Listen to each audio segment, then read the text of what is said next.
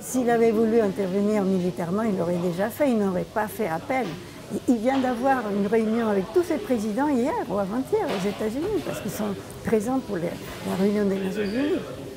Donc, c'est quelqu'un, il faudrait voir les choses d'une manière moins, je dirais, moins passionnelle par rapport à Trump. C'est vrai qu'il y a des manières d'agir qui sont surprenantes, qui ne devraient pas être celles d'un président des États-Unis, la première puissance mondiale.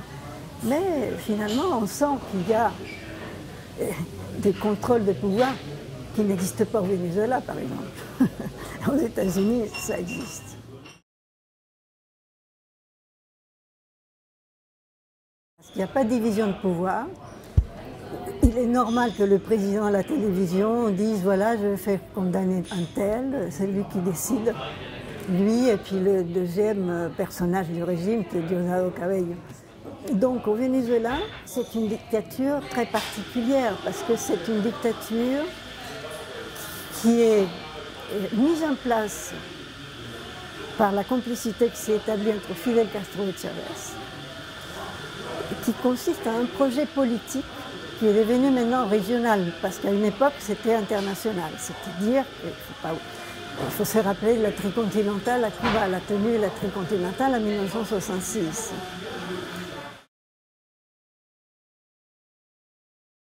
Oui, et chaque ministre vénézuélien a un ou deux ou trois conseillers cubains. Et Cuba fonctionne selon le modèle qu'ils ont eu avec les soviétiques. C'est-à-dire au moment de la crise d'octobre à Cuba, il y avait 40 000 effectifs militaires russes, enfin soviétiques, sur le sol cubain. Et on calcule que c'est à peu près le même nombre de militaires cubains au Venezuela. Et je me rappelle, une fois que Fidel Castro m'a dit, tu sais, ici, les Cubains, pour le travail, c'est pas très fort. Mais si tu leur dis qu'il faut aller se battre quelque part, alors là, on a plein de monde. Et il m'a dit, je crois qu'on ferait bien de bâtir, de construire une armée mercenaire qu'on peut louer comme ça partout. Textuel, hein? Le côté pragmatique américain faisait que le Venezuela avait pris en charge la survie de Cuba, l'alimentation, les pétroles, lui donner de quoi démarrer l'économie. Et donc, aussi bien pour Obama que pour les deux Bush, les deux gouvernements de Bush, était un poids que le Venezuela a enlevé aux États-Unis. Et ça, ils étaient très contents.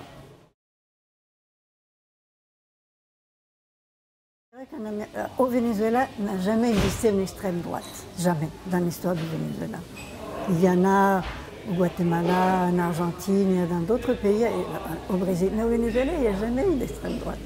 Le parti de Lopez fait partie de l'internationale social-démocratie. Depuis que la démocratie s'est instaurée, qu'il y a eu le pacte de Punto Fijo qui a inspiré le pacte de la Moncloa en Espagne. C'est vrai qu'il y a eu un bipartisme comme aux États-Unis et comme en France d'ailleurs, qui gouvernait la social-démocratie et les sociaux-chrétiens, qui n'ont jamais été d'extrême droite au Venezuela. D'ailleurs, la jeunesse de la socio-chrétien s'appelait Jeunesse socialiste et chrétienne. Donc il faut dire, et ça il faut le souligner, que Chavez n'a pas nationalisé le pétrole. Le pétrole a été nationalisé en 1975 par le gouvernement de Carlos Andrés Pérez, social-démocrate. Quand Chavez est arrivé au pouvoir, le baril de pétrole était à 8 $. Et il a grimpé à 120 $ pendant toute la période de Chavez. Ça, c'est quand même énorme. Chavez a utilisé le pétrole comme un élément de géopolitique et pour l'achat des adhésions politiques dans la région. L'État s'est approprié du fonctionnement de l'industrie pétrolière. Ce qui a été fait à Cuba pour l'industrie sucrière et qui a fait faillite. Et donc, l'industrie pétrolière vénézuélienne, au moment où le pétrole, tout le monde en a besoin dans le monde, a fait faillite au Venezuela. Ça, c'est un cas unique dans le monde, dans l'histoire de l'économie. Ça, c'est quelque chose d'absolument exceptionnel. Et le Venezuela importe de l'essence des États-Unis actuellement. Le seul pays qui paye le pétrole au Venezuela, c'est les États-Unis. la révolution, soi-disant révolution bolivarienne, fonctionne grâce au dollar américain.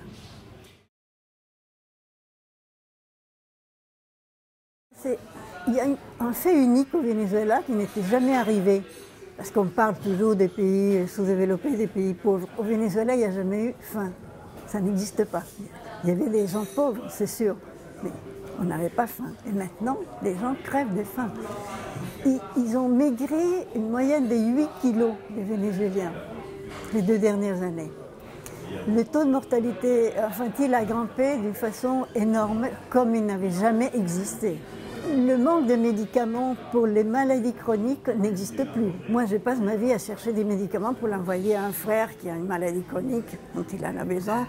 Donc, grâce à mon médecin ici qui m'a fait une ordonnance, je peux acheter et toujours essayer de trouver quelqu'un qui part au Venezuela pour apporter les médicaments. Et je ne viens pas d'une famille de pauvres. Voilà.